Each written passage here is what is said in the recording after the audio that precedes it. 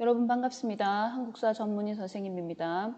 이번 시간에는 저번 시간에 1910년대 일제월 통치 방식에 대해서 학습을 했기 때문에 20년대 일제월 통치 방식에 대해서 설명하도록 하겠습니다.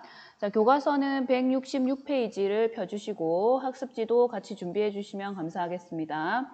자, 1920년대 일제월 식민지 지배 정책은 정치적으로는 민족 분열 통치가 실시되었고 경제 수탈도 확산이 되었는데, 자, 경제 수탈 같은 경우에는 1910년에는 토지를 약탈하기 위한 토지조사 사업이 있었다면 1920년대에는 산미 증식 계획을 통해서 식량을 약탈하는 그런 모습을 볼 수가 있습니다. 그리고 산업 전반에 걸쳐서 일본이 자신의 영향력을 더욱더 확대시켜서 경제적인 수탈을 많이 하는 이런 시기가 20년대가 되겠다라고 보시면 됩니다. 자, 이번 시간의 학습 목표는 크게 두 가지인데요. 자, 1920년대 실시된 민족 분열 통치를 설명을 할 수 있어야 됩니다. 이 민족 분열 통치의 실상과 기만성을 설명할 수 있어야 한다. 특히 일제 같은 경우는 1920년대에 스스로는 문화 통치를 실시한다 라고 이야기하면서 실제로는 민족 분열 통치를 실시했기 때문에 이런 어떤 일제의 실상과 기만성을 설명할 수 있어야 되겠습니다. 자, 그리고 1920년대 일제가 경제를 약탈한 방식에서 제일 중요한 게 산미증식 계획이거든요. 이 산미증식 계획이 농촌 경제에 끼친 영향을 설명할 수 있어야 되겠습니다. 자, 이번 시간의 학습 흐름도입니다. 첫 번째는 일제가 실시했다라고 이야기하는 문화 통치가 어떻게 표방이 되고 실제로는 어떻게 운영이 되었는가를 살펴볼 거고, 자, 두 번째는 민족 분열을 위해서 일제가 실시한 민족 분열 통치에 대해서 살펴보겠습니다. 세 번째는 1920년대 이 식량을 약탈하기 위해서 일제가 실시한 산미 증식 계획에 대해서 살펴볼 거고, 마지막으로는 일제의 산업 정책의 변화에 대해서 설명하겠습니다. 자, 문화통치 표방에 대해서 좀 자세히 살펴보자면, 자, 일제는 1919년에 우리나라에서 일어난 이 3.1 운동 이후에 국제적인 여론이 악화가 되자 이 문화통치를 표방을 했는데, 자, 3.1 운동 같은 경우에는 여러분도 잘 아시다시피 일제강점기에 일어난 이 일본에 대한 저항운동 중에서 가장 규모가 큰 대중운동이라고 볼 수가 있습니다. 이 3.1 운동을 일제가 아주 강압적으로 진압을 하면서 이 국제 여론의 문매를 맞았는데, 자, 이런 국제 여론을 의식해가지고 일제가 통치 방식을 바꾼 거죠. 자, 그리고 1910년대 실시한 무단 통치의 한계를 절감했다 이렇게 돼 있는데, 자, 여러분, 무단 통치라는 것은 말 그대로 수단과 방법을 가리지 않고 한국인들의 저항을 억제하기 위해서 폭력을 동원한 이런 통치 방식이었는데, 이런 무단 통치가 만약에 성공했다면 3.1 운동 같은 거대한 독립운동은 일어나지 않았겠죠. 그래서 이 무단 통치가 한계가 있다라는 것을 절감하면서 통치 방식의 변화를 불러일으켰다고 보시면 되겠습니다.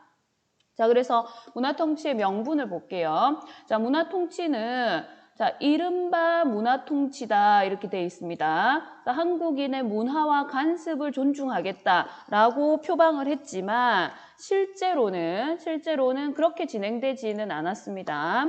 자, 실제로는 식민지배에 대한 한국인들의 반발, 불만을 무마하기 위해서 이런 문화 통치를 실시하겠다라고 겉으로는 표방을 했지만 실제로는 한국인들에 대한 간섭이라든지 한국인들에 대한 감시를 좀 더 심하게 하면서 한국인들을 더 철저하게 감시하는 그런 통치가 문화 통치다라고 보시면 됩니다.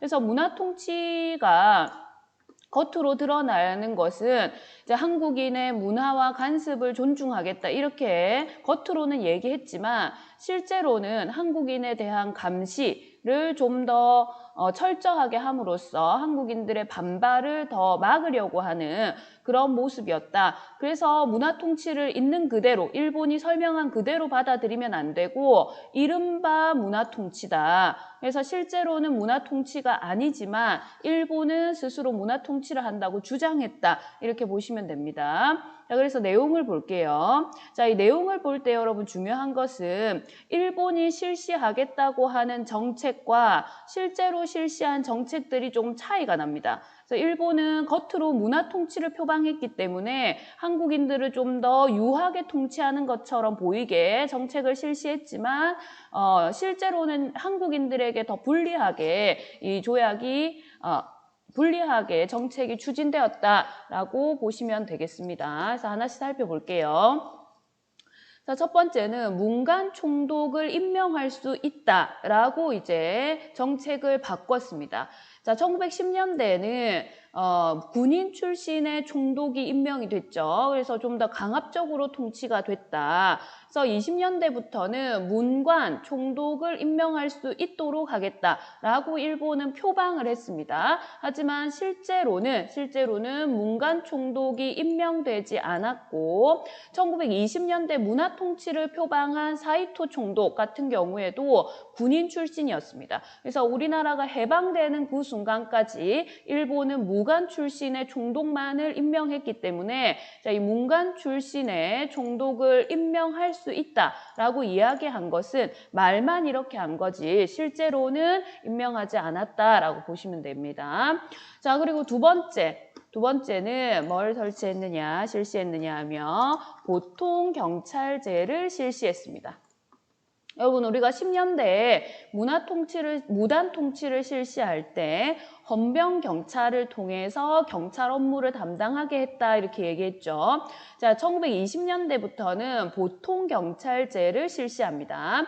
자, 보통 경찰제는 말 그대로 일반 경찰이 경찰의 업무를 담당하는 겁니다. 그래서 헌병 경찰이 이렇게 경찰 업무를 담당할 때보다 조금 더 유해진 정책이 아니냐 이렇게 생각할 수 있지만 자, 실제로는 경찰관서, 즉 경찰서의 수를 증가시키고 경찰관의 수 또한 증가를 시키고 경찰 업무에 드는 예산도 확대가 됐고요. 그리고 고등경찰제라는 것을 실시해서 정치범, 특히 독립운동을 하는 사람들만을 전문적으로 관리하는 고등경찰제라는 것을 실시해서 오히려 한국인들이 독립운동을 하거나 저항을 하는 것을 더 어렵게 만들었다고 보시면 되겠습니다.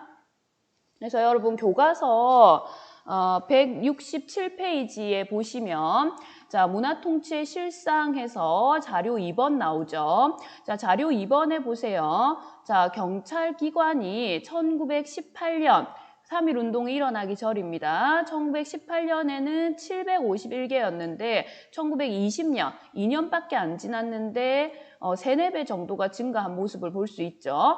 경찰 인원 같은 경우에도 무려 4배 정도가 증가를 했고 경찰 업무에 드는 비용도 3배 정도 증가를 했습니다. 그래서 모든 지방행정 조직에다가 경찰서를 설치하고 경찰 인원을 확대하고 고등경찰이라고 하는 독립운동을 하는 사람들만을 집중적으로 관리하는 이런 고등경찰제를 만들어가지고 한국인들의 저항을 더더욱 어렵게 했다라고 보시면 되겠습니다. 자, 그리고 법도 제정을 했는데요. 치안유지법이라고 하는 법을 제정을 했습니다. 자, 이 치안유지법은 겉으로는 사회주의 운동, 1920년대 우리나라에 이제 사회주의가 유행하고 있었거든요. 그래서 1920년대에 확대되고 있는 사회주의 운동을 탄압하기 위한 법이다라고 얘기했지만 실제로는 누구를 많이 탄압했다? 그렇죠. 항일 민족 운동을 하는 독립운동가들을 처벌하기 위한 법으로 많이 쓰였습니다. 그래서 이 치안유지법이 제정이 되고 이 치안유지법에 의해서 독립운동가들이 많이 처벌이 되면서 이 한국인들의 저항을 상당히 어렵게 했다. 그래서 교과서 167페이지 다시 보시면 자료 3번에 치안유지법 관련 한국인 구속자 수를 보세요. 자, 25년에 치안유지법이 만들어졌거든요. 그 이후에 20년대 말부터 30년대 초까지 상당히 많은 한국인들이 이 치안유지법에 의해 가지고 처벌을 받고 구속을 당했다. 볼 수 있습니다. 자, 그래서 이 치안유지법은 독립운동가들을 강하게 처벌하기 위한 법으로 적용을 하면서 상당히 한국인들의 독립운동을 어렵게 만들었다. 이렇게 보시면 되겠습니다. 자, 다음 내용 볼게요. 자, 언론, 출판, 집회, 결사의 자유를 부분적으로는 허용했습니다. 자, 그래서 언론 같은 경우에도 이제 신문이 편찬이 되기 시작했어요. 동아일보라든지 조선일보 같은 신문이 편찬되고 잡지도 간행되기 시작했고 한국인들이 집회나 결사를 할 수도 있었는데 이건 당연히 총독의 허락을 받아야 되는 그런 부분들이 있습니다. 그래서 부분적으로 허용을 했기 때문에 누군가의 허락을 받아야 되고 그리고 특히 언론 같은 경우에는 신문 기사를 검열하거나 삭제 또는 압수, 정간 등을 통해 가지고 탄압을 심하게 했기 때문에 자유를 보장했다고 말하기가 어렵습니다. 그래서 이게 이제 당시에 일제어의 검열로 기사가 삭제된 채 발행된 신문인데 여기 하얗게 나와 있는 부분들이 전부 일제에 의해서 삭제된 부분입니다. 그래서 언론의 자유를 허용하면서 한국인들을 존중한다 이런 식으로 얘기했지만 실제로는 언론을 강하게 탄압을 했고 언론이 말을 안 들을 경우에는 신문 자체를 압수를 하거나 정간 즉 간행을 정지시키는 이런 강력한 조치들을 통해서 언론을 오히려 자신들의 입맛에 맞게 이렇게 조절하기도 하고 탄압하기도 했다라고 보시면 되겠습니다. 자, 다음 민족 분열 정책입니다. 자, 일제는 겉으로는 문화 통치를 표방한다라고 얘기하면서 실제로는 한국인들을 더욱더 압박했고 자, 그리고 민족 분열을 통해 가지고 독립운동을 할 수 없도록 이런 민족 분열 정책도 실시를 했어요. 자, 문화 통치의 목적은 앞에서도 얘기했다시피 우리 민족을 분열시키고자 하는 것입니다. 그래서 문화 통치는 표방한 것은 우리 민족의 문화를 지켜주기 위한 것이다. 이렇게 표방을 했지만 실제 목적은 우리 민족을 분열시키고자 했다. 그래서 문화 통치는 일본이 주장할 때는 문화 통치지만 우리 입장에서는 민족 분열 정책이다. 이렇게 볼 수 있습니다. 그러면 민족을 분열시키기 위해서 일본이 펼친 정책들을 하나씩 살펴볼게요. 자, 첫 번째는 지방자치제를 실시하겠다. 이렇게 얘기했어요. 그래서 부면 협의회를 민선으로 구성하고 도평의회라는 것을 설치했습니다. 자, 여기서 부면협의회 같은 경우는 지금의 시의회라고 보시면 되겠고 도평의회 같은 경우는 도의회라고 보시면 되겠습니다. 자, 이러한 시나 도의 이런 의회를 구성하는데 민선으로 즉 국민들이 뽑을 수 있게 구성을 하거든요. 자, 그래서 마치 지방자치제를 통해서 한국인들이 정치에 참여할 수 있는 것처럼 보이게 이렇게 만드는 겁니다. 하지만 이 기구는 실제로 의결권, 즉 결정권이라는 게 없습니다. 내가 여기서 뭘 결정했다고 하더라도 그게 정책에 반영되진 않는다는 거죠. 그래서 의결권, 결정권이 없는 자문기구에 불과한 데다가 일본인이라든지 친일 인물들로 구성이 됐기 때문에 실제로는 우리나라에 도움이 되는 그런 기구는 아니었어요. 다만 이런 지방자치제를 통해 가지고 일본은 조선인도 원하기만 하면 충분히 정치에 참여할 수 있다라는 것을 과시하면서 친일 인사들을 끌어들여 가지고 이제 친일 정책, 친일파를 양성하는 이런 모습을 볼 수 있습니다. 그래서 이런 우리 민족이 일본에 협력하는 이런 모습을 보게 되면 같은 민족 안에서도 실망이 일어나면서 민족이 분열될 수가 있는 거죠. 그래서 이런 민족의 분열을 노리고 지방자치제를 실시했다라고 보시면 되겠습니다. 그리고 두 번째는 교육 기회를 확대합니다. 자, 교육기에 앞에서 얘기했다시피 일제는 1910년대 이 보통학교나 실업학교의 교육에만 집중하고 고등교육을 하지는 않았다 이렇게 얘기했죠. 자, 근데 이제 일제가 교육기회를 확대시켜주면서 이것이 마치 일본이 조선을 교육을 많이 시켜주고 조선을 발전시켜 주려고 하는 것이다 라고 이제 얘기를 하는 겁니다. 그래서 보통학교의 교육연한을 원래는 몇 년이었습니까? 원래는 4년이었죠. 이것을 일본과 똑같이 6년으로 연장을 시키고 학교의 수도 일부 증설을 시켜가지고 겉으로 볼 때에는 교육 기회를 확대시켜 주는 것처럼 이제 보이는 거죠. 하지만 여전히 고등교육의 기회가 부재하고 즉 중고등학교 수가 상당히 없다는 겁니다. 자, 그리고 우리나라가 이제 대학이 전혀 없었어요, 그때. 그래서 밀립대학 설립운동이 일어나가지고 우리 민족 스스로 대학을 만들겠다라는 운동이 일어날 정도로 이 대학은 아예 없었고 고등교육 기회가 많이 부재한 상황이었기 때문에 이런 교육 기회를 확대했다라는 것 자체가 일본의 기만적인 행동이라는 거죠. 그리고 당시에 이제 학교 같은 경우에는 전부 다 학비를 굉장히 비싸게 받았기 때문에 형편이 어려운 한국인들은 학교에 취학을 하는 것이 상당히 어렵습니다. 그래서 한국인들의 취학률이 상당히 저조하다. 그래서 일본인, 그죠? 한국에 들어와 있는 일본인과 그리고 한국인 중에서도 여성의 취학률을 이제 비교를 해보면 일본인들이 가장 많은 이 취학률을 보이고 그다음에 한국인 중에서도 남자아이들의 취학률이 높고 그다음에 여자아이의 취학률은 상당히 낮아요. 이런 식으로 이제 한국인들의 취학률은 입학 비용이라든지 학비라든지 이런 것들 때문에 낮을 수밖에 없었다. 그래서 실제로는 제대로 교육을 받지 못하는데도 일본은 교육 기회를 확대해 줬기 때문에 우리가 너희 민족을 존중해 주는 것이다 라는 상당히 기만적인 태도를 보였다는 겁니다. 자, 그리고 하나 더 살펴보면 일제는 아주 본격적으로 친일파를 양성하는 그런 정책을 펼쳤거든요. 그래서 정책적으로 친일파를 양성하면서 이때 당시에 나온 주장들이 민족개조론, 자치론, 참정권론 같은 이런 주장들이 나오면서 친일파들이 만들어지기 시작했습니다. 자, 민족개조론이라고 하는 것은 뭐냐? 자, 여러분 민족개조론은 쉽게 얘기하자면 자, 쇠퇴한 민족성 이 민족성을 비판하면서 자, 우리 민족이 이런 식으로 남의 지배를 받는 것은 쇠퇴한 민족성 때문이다. 그래서 이런 민족성을 개조해야 한다고 주장한 그런 게 민족개조론입니다. 그래서 이런 민족개조론 같은 경우에는 자, 우리 민족이 남의 지배를 받는 것이 우리 스스로의 민족성 때문이다 라고 비판을 한 거기 때문에 일제의 식민 지배를 정당화할 수 있다라는 부분에서 상당히 친일적인 발언이 될 수 있는 거죠. 자, 그리고 자치론과 참정권론 같은 경우에는 무슨 얘기냐면 자, 자치론은 스스로 통치한다 이런 얘기고 참정권은 정치에 참여할 수 있는 권리를 얘기하는 겁니다.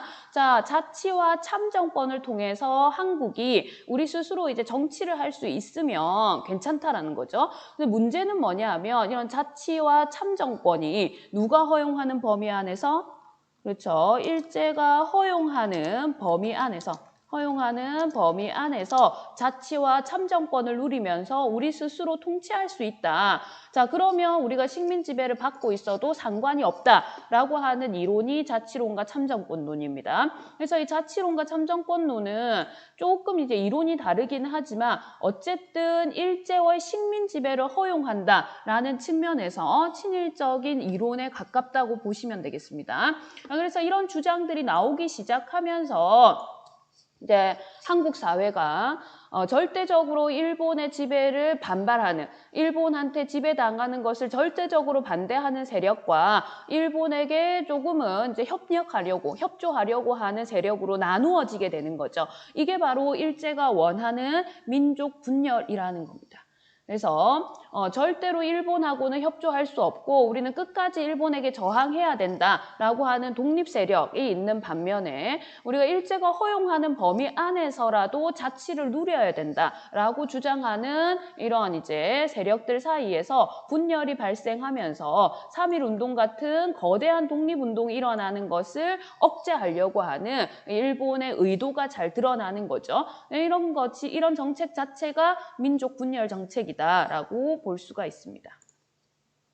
자, 특히 일제는 이 친일파를 양성하기 위해서 이런 정책까지 펼쳤는데 여기 보시면 핵심적인 친일 인물을 골라서 그 인물로 하여금 귀족, 양반, 유생, 부호, 교육가, 종교가에 침투하여 각종 친일 단체를 조직하게 하고 자, 종교적인 인물에도 친일파를 안치고 그죠? 민간 유지들에게 편의와 원조를 주고 친일 지식인을 키운다. 그리고 한국인들 중에서도 돈이 많은 자본가들에 대해서 일본과 조선의 자본가 간의 연계를 추진해가지고 친일파를 양성한다는 거죠. 그래서 일본은 아주 정책적으로, 의도적으로 이런 친일파들을 양성하면서 우리 민족이 서로 싸울 수 있도록 민족 간의 분열 통치를 실시를 한 겁니다. 이런 식으로 이제 친일파를 양성하고 우리 민족을 철저하게 감시하면서도 겉으로는 문화 통치를 표방한다라고 이야기를 했기 때문에 굉장히 1920년대의 정책은 겉과 속이 다른 정책이다 이렇게 볼 수 있겠죠. 자, 다음 1920년대 경제정책을 살펴보겠습니다. 자, 1920년부터 1934년까지 일제는 산미증식 계획이라는 계획을 통해서 우리나라에서 식량을 약탈해 갔습니다. 배경부터 살펴보면 자, 일본이 1910년대 후반부터 굉장히 급속하게 공업화가 이루어졌어요. 즉 이제 공장이 많이 생겨나고 산업이 굉장히 발달을 했다라는 것이죠. 자, 그러면 공장이 많이 생겨났기 때문에 시골에서 농사를 짓던 이런 농민들이 일자리를 찾아서 도시로 많이 이동을 하게 되겠죠. 그러면 농사를 짓는 농민들이 수가 줄어들기 때문에 쌀의 수요가 상당히 증가하는 현상이 나타나는 겁니다. 그러니까 쌀을 공급하는 농민의 수는 줄어드는데 쌀을 사 먹어야 되는 노동자의 수, 즉 쌀의 수요가 급증하게 되는 거죠. 자, 그렇게 되자 쌀이 부족한 현상이 발생을 하고 심지어 쌀이 부족했기 때문에 쌀에 대한 어떤 그런 수요 때문에 폭등까지 일어나거든요. 교과서 166페이지 제일 위에 보시면 1918년에 발생한 일본의 쌀 소동이 나와 있습니다. 그러니까 일본은 이제 도시가 점점 발전을 하고 도시 노동자들이 증가를 하는데 이 도시 노동자들이 사 먹을 수 있는 쌀이 부족해지니까 이 쌀 가격 때문에 노동자들이 화가 나가지고 이런 쌀 소동을 벌이는 일들이 많았어요. 그럼 이런 부족한 쌀을 어디에서 확보하자? 그렇죠. 한국에서 부족한 쌀을 확보하자라고 하는 정책이 바로 산미증식계획입니다. 그래서 한국에서 부족한 쌀을 가져오기 위해서는 쌀의 생산을 어떻게 해야 된다? 증가를 시켜야 된다. 그래서 쌀의 생산을 증가시키는 계획이 1920년부터 실시가 된 겁니다. 그래서 내용을 보시면 품종 개량을 통해 가지고 쌀의 생산량을 늘리고 농토를 개간을 합니다. 자, 농토를 개간하는 것은 황무지, 못 쓰는 땅들을 이제 논으로 바꾸는 거죠. 그리고 쌀의 생산이 많아지는 것이 중요했기 때문에 밭으로 사용하던 농토도 전부 다 논으로 사용할 수 있게 목적을 이제 변경을 해가지고 개간을 하는 경우가 많습니다. 그리고 쌀 농사를 짓기 위해서는 뭐가 많이 필요하다? 물이 많이 필요하죠. 그래서 수리시설을 만들고 관리할 수 있는 수리조합을 조직하는 이런 여러 가지 방법을 통해서 증산을 추진을 했습니다. 자, 그래서 이 결과를 한번 볼게요.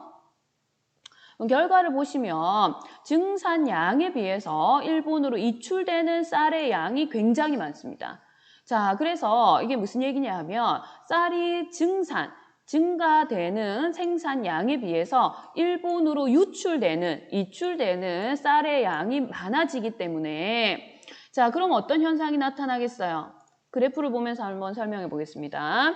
자, 여기 보시면 쌀의 생산량이 나와 있어요. 쌀의 생산량은 뭐 환경에 따라서 줄어들기도 하고 늘어나기도 하고 뭐 사실상 평균적으로 보면 크게 변화는 없습니다. 근데 이 쌀이 일본으로 유출되는 이출량을 보면은 쌀 생산량이 줄어들었던 늘어났던 상관없이 쭉 어떻게 됩니까? 그렇죠? 이출량은 끊임없이 증가를 하고 있죠. 자, 이렇게 되면 국내와의 쌀 생산량, 국내에 남아있는 쌀 소비량이 어떻게 되겠어요? 당연히 줄어들겠죠. 그래서 농민들 같은 경우에는 쌀이 굉장히 부족해지는 우리 국내와의 쌀 생산량이 이제 줄어드는 이런 모습을 볼 수가 있습니다. 그래서 농민의 처지는 악화가 되고 반면에 토지회사나 지주의 부는 축적될 수 있겠죠.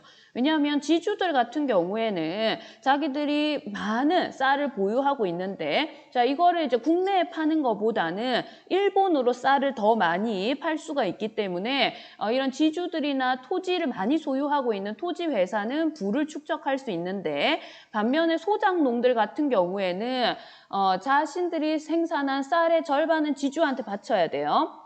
자, 그리고 여러 가지 명목으로 쌀을 이제 세금도 내야 되고 이렇게 해서 소비를 한단 말이에요. 그럼 농민들도 사실은 쌀을 어떻게 해야 됩니까? 결국에는 자기가 가지고 있던 쌀을 전부 다 뺏기기 때문에 쌀을 사 먹어야 되는 처지에 놓이거든요. 근데 쌀이 국내에 많이 남아있지 않죠. 일본으로 많이 유출이 됐기 때문에 국내 쌀이 적게 남아있는 겁니다. 자, 그렇게 되면 농민들이 사 먹어야 되는 쌀의 가격이 상승을 하게 되고 그럼 농민들은 자기가 농사를 짓는데도 불구하고 극심한 빈곤에 시달리게 되겠죠. 뿐만 아니라 이 농민들 같은 경우에는 농사를 짓는 것도 더 어려워졌어요. 왜냐하면 일본이 요구하는 품종 개량이라든지 농토의 개간 그리고 수리조합을 운영할 때 드는 수리조합비라는 게 있거든요. 수리조합비 이런 수리조합비나 품종 개량비 그리고 개간에 드는 비용 이런 것들은 다 누가 내야 됩니까? 그렇죠?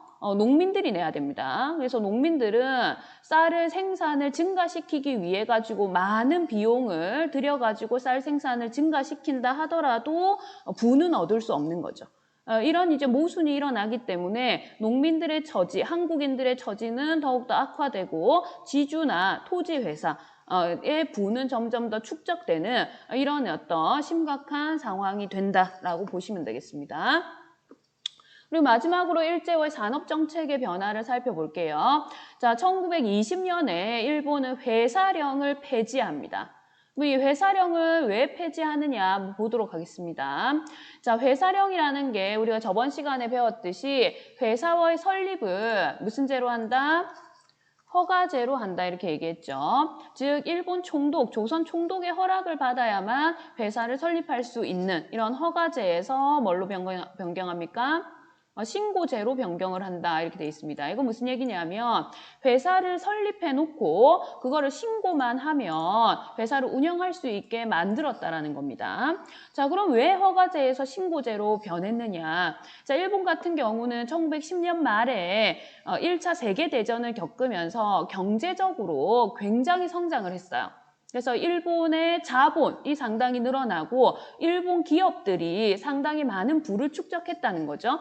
그러면 일본의 이런 기업들, 투자할 곳을 찾고 있던 이런 일본 기업들이 한국 진출에 좀 더 자유롭게 하기 위해서는 허가제보다는 신고제가 훨씬 더 나은 겁니다. 그래서 일본 기업의 한국 진출을 자유롭게 하기 위해서 굳이 총독한테 허락을 안 받고 회사 그냥 설립하고 신고만 하면 된다. 그러니까 너네는 자연스럽게 자유롭게 한국 시장에 진출을 해라. 이렇게 만들기 위해서 회사령이 폐지가 된 겁니다. 그러면 그 회사령 폐지 이후에 한국인 기업가들도 많이 회사를 이제 설립을 하겠죠. 물론 자본은 일본에 비해서 좀 딸리지만 회사를 한국 사람들도 많이 설립을 해요. 근데 그 회사 설립한 이후에 바로 위기가 찾아옵니다. 그게 뭐냐면 일본 상품에 대한 관세가 1923년에 철폐가 됐어요. 이건 왜 한국 기업의 위기가 되느냐? 여러분 관세라는 것은 일본 상품이 한국으로 수출될 때 매겨지는 세금입니다. 자, 이 관세는 여러분 한번 살펴볼 필요가 있는데 원래 우리가 개항할 때는 일본에게 관세를 주지 않았죠. 무관세였습니다. 기억나시죠? 근데 1883년에 우리가 일본과 조일통상장정이라는 걸 체결하면서 이때부터 관세를 지급받기 시작을 했어요. 자, 그리고 이제 일제강점기에 접어들면서 여전히 그냥 관세를 일본이 냈습니다. 관세가 지급이 됐는데, 자, 이렇게 조금 내던 이 관세까지도 어떻게 하겠다. 23년부터는 지급하지 않겠다라고 선언을 한 거죠. 자, 그러면 일본의 상품들이 관세 없이 굉장히 값싸게 한국 시장으로 들어오겠죠. 그럼 이제 막 회사를 세우기 시작한 한국 기업들이 이제 막 회사령이 철폐돼서 회사를 세우기 시작을 했고 자본력이라든지 기술력이 상당히 낮은 상태인데 일본의 상품들이 관세 없이 한국에 들어온다. 그러면 이제 막 세워진 한국 기업들은 전부 다 도산을 할 수밖에 없는 겁니다. 상당한 위기를 맞게 되는 거예요. 그래서 한국을 일본의 상품, 소비 시장으로 삼고자 하면서 이런 관세가 철폐가 된다. 그래서 한국 시장이 더욱더 어려움을 겪게 된다. 이렇게 보시면 되겠습니다. 자, 그리고 마지막으로 1928년에 신은행령이라고 하는 것을 발표했는데 이 신은행령 같은 경우에는 한국의 중소은행들을 일본 소유로 돌리는 겁니다. 그래서 한국의 금융 분야를 장악하고자 28년에 이 신은행령을 발행했다라고 보시면 되겠습니다. 자, 그래서 이번 시간에는 일제가 실시한 1920년대의 식민지 지배 정책인 민족 분열 정책에 대해서 설명을 했고 그리고 경제 분야에서는 회사령의 철폐나 그다음에 관세의 철폐 같은 부분 그리고 산미 증식 계획에 대해서 설명을 했습니다. 특히 민족 분열 통치, 이 문화 통치의 실상과 산미 증식 계획의 결과는 상당히 중요한 내용이니까 잘 정리를 해두시기 바랍니다. 자, 오늘 모두 수고하셨습니다. 다음 시간에 뵙겠습니다.